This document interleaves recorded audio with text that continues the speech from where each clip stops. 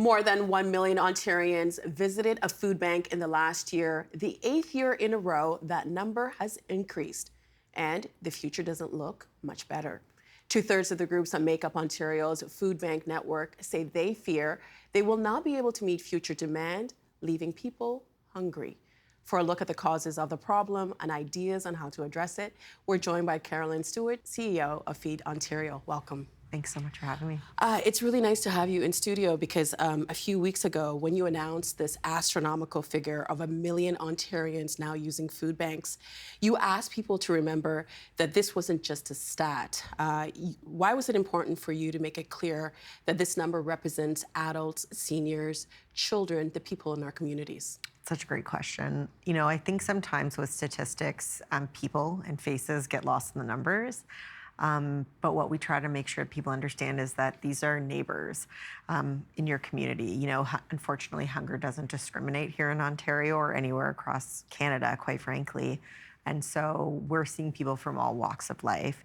And realistically, times are getting incredibly challenging for so many people. And so when we hear this number, we don't want it to just be something that sits on the back burner. But the next time, you go to work, you think it could be potentially my colleague. It could be a child sitting beside my child in a classroom.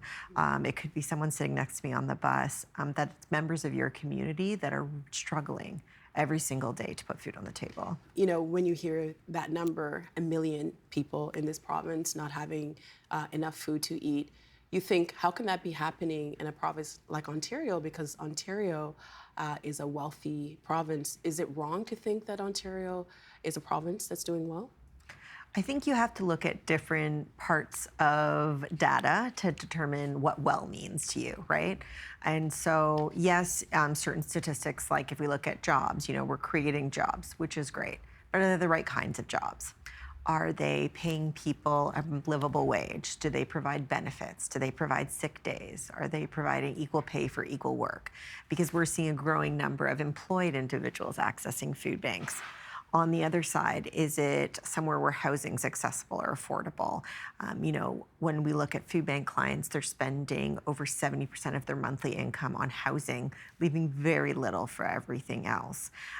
Does Ontario have proper supports in place? So does their social assistance programs provide the support that's needed to make cost of living every single month, which right now, unfortunately, they don't. We're looking at rates that we saw in 1993, comparable to today. And so all of these things really contribute to a successful and thriving province. But realistically, when over 1 million people, so I think that's close to 1 in 14 Ontarians are having to access a food bank just to get by. So that's not even to thrive or survive. That's just to get by every month. To me, that demonstrates that this province is not successful when our most vulnerable are not able to meet their most basic needs. 1 in 14, that means our neighbors, people that we might know. And you said that 70% people are spending 70% of their income on housing. So that's not obviously like a budgeting problem. It's not that people aren't budgeting correctly. Who would you say is using the food banks? Great question. So we are seeing people from all walks of life.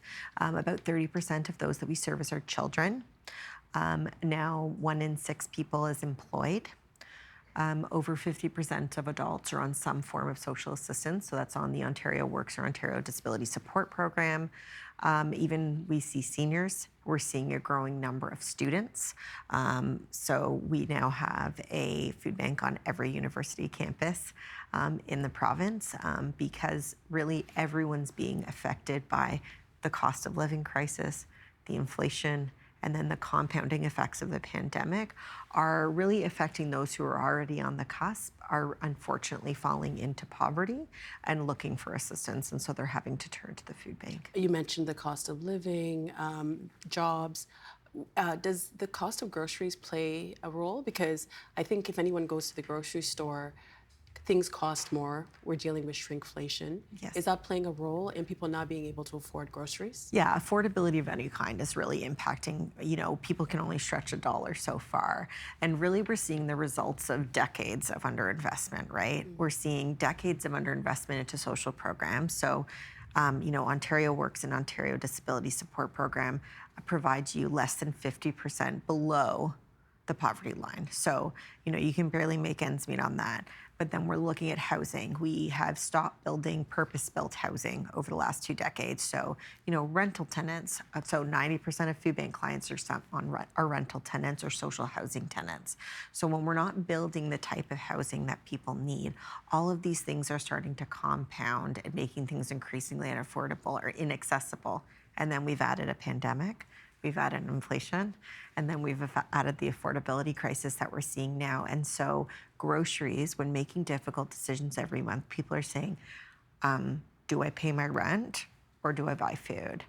Do I get my medication, which I desperately need, or do I buy food? And because there's an alternative for food at the food bank, people are having to make that very difficult choice. And so we're seeing the demand increase astronomically as people try to make those difficult choices every day. That seems like an impossible situation to be in when you have to decide whether or not you should pay your rent, or whether or not you should buy your groceries, or whether or not you should be getting your medicines. What worries you most about that situation when people have to make those difficult decisions? I think sometimes people get the impression that people who are accessing food banks do it by choice, right? They've made, they should just get up, or that old age allowed to go get up and get a job and you'll be fine.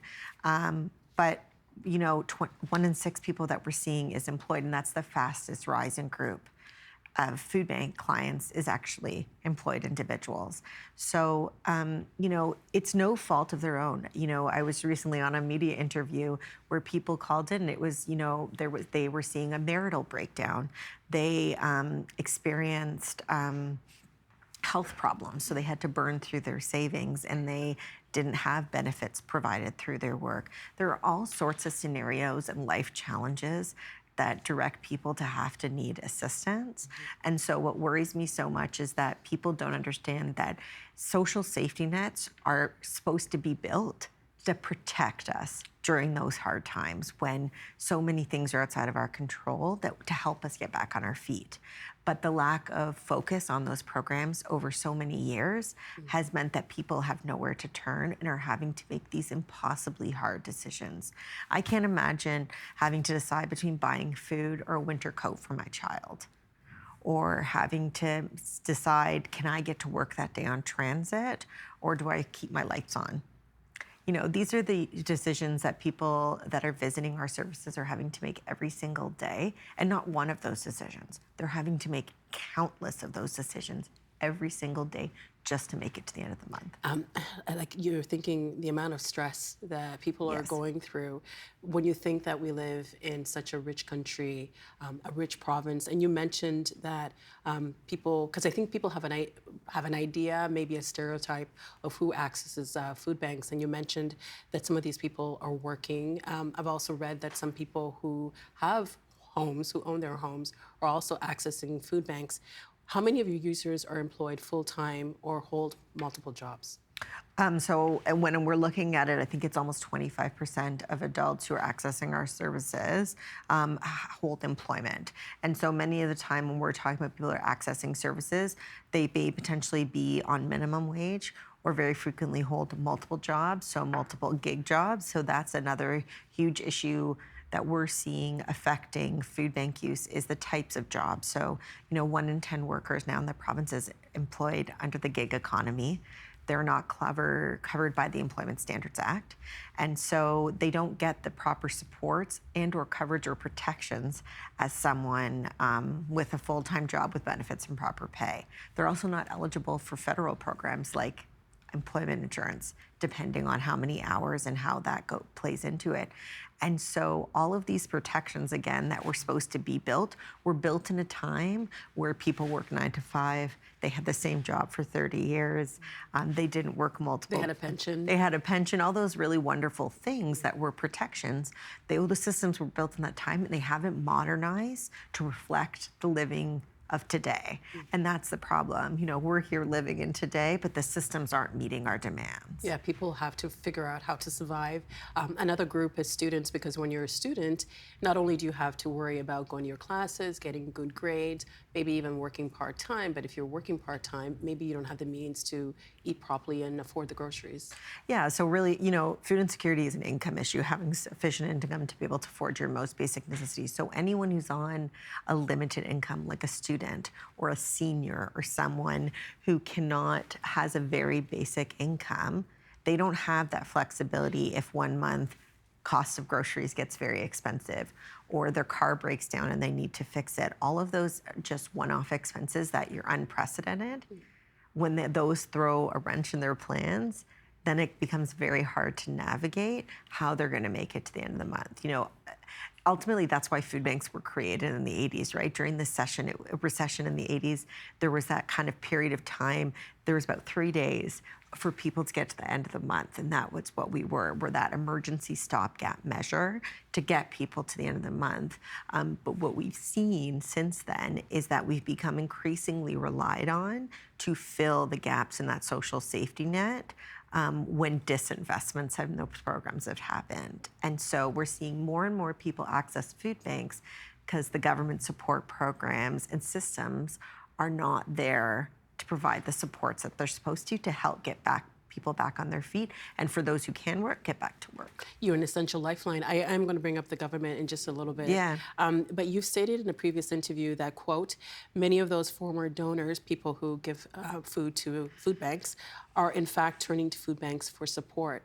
What does that say about the state of food banks and how close people in this province are to not having anywhere to turn to?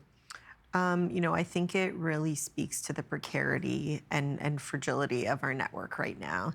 We weren't built to withstand this level of demand, nor how quickly it has grown.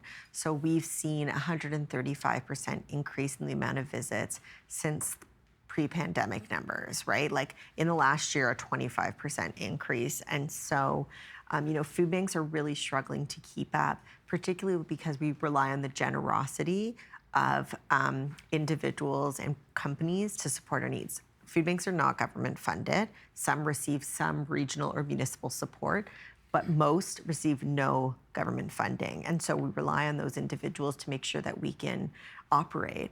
But in many communities, there's a fine line between those who are accessing the food banks and those who are providing those generous support. And so when you don't have that extra dollar at the end of the month, people can only stretch the dollar so far, and people are having to stretch dollars very far as housing increases, as cost of living increases, as groceries increase. They have less money for those extras, and so they can no longer donate. And when we saw many people on the cusp, we have food banks reporting they're now seeing donors as clients to their services. And so, I think that just reflects the really true reality that anyone may be in need of a food bank at some point in their life. And also that something needs to change, right? That's not the community. I don't think that's what anyone in Ontario wants to see in their community or in their province. And I think we can do a lot better. We want to see people thrive. Yeah.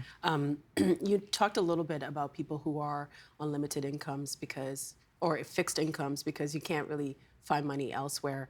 Could you please explain how restrictions on social programs like Ontario Works or the Ontario Disability Support Program could be driving more people to access food banks?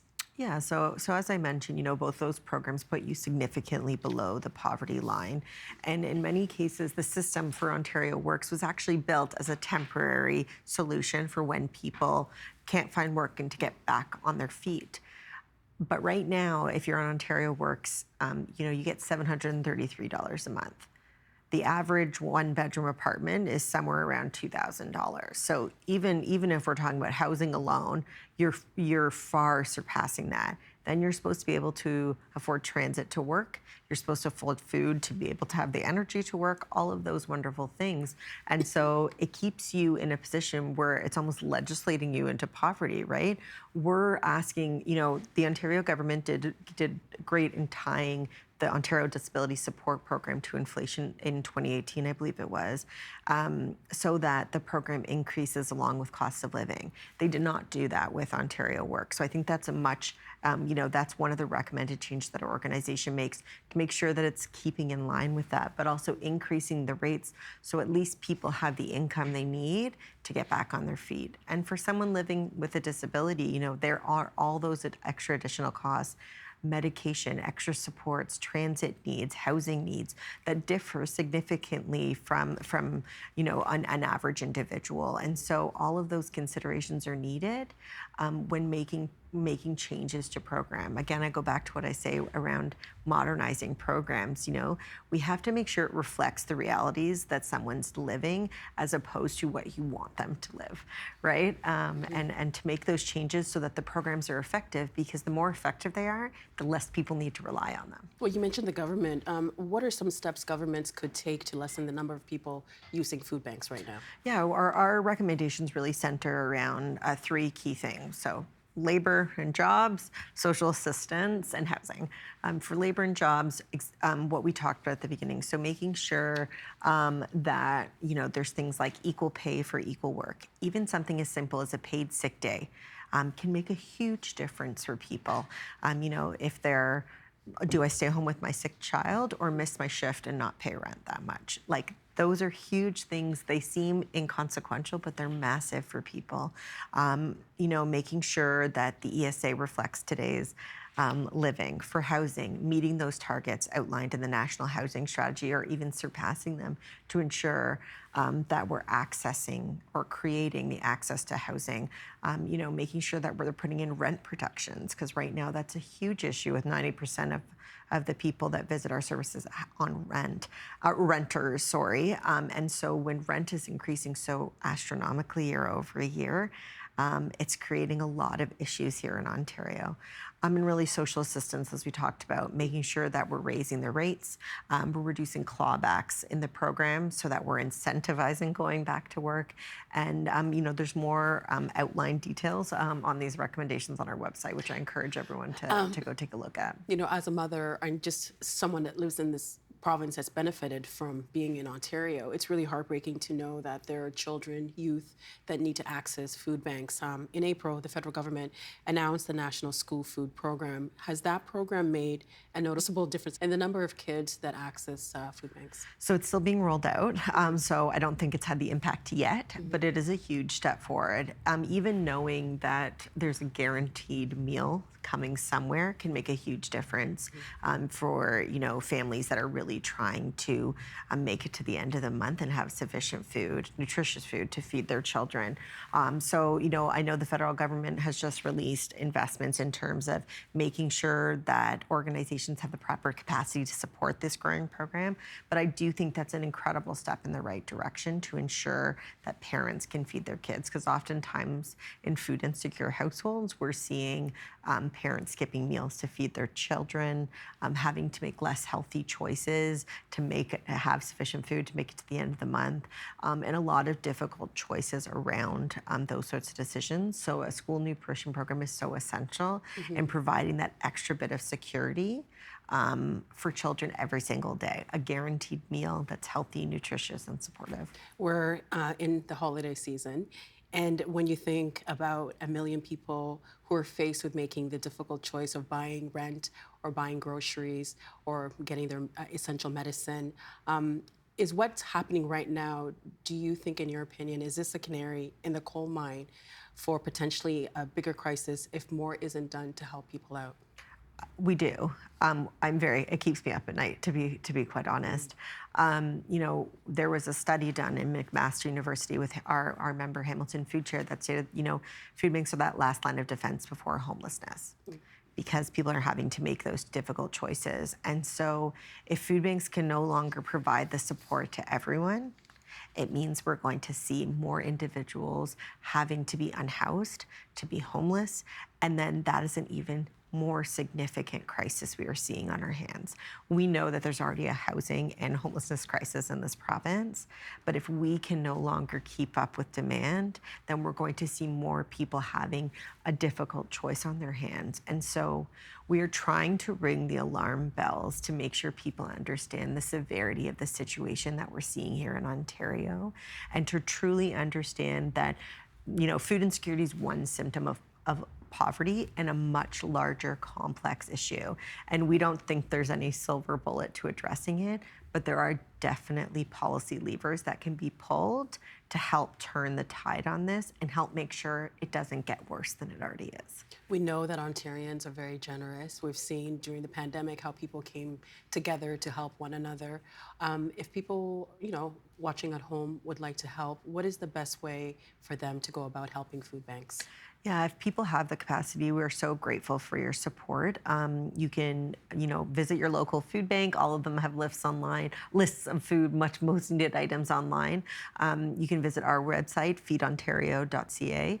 For every $1 donated to our organization, we can provide the equivalent to 2 meals to someone in need, or even donate food at your local food bank, your local grocery store, or if you're here in the GTA, you can even donate at a local fire hall, and they'll drop it off for you as well. So really even a single dollar can help make sure that we can keep our doors open and continuing to provide support while we find those solutions. Our appreciation to Feed Ontario and the work that you are all doing to raise this alarm and for us to reach our hand out to help our neighbors in need. Thank you so much for your time, Carolyn. Thanks so much for having me. Appreciate it. Okay.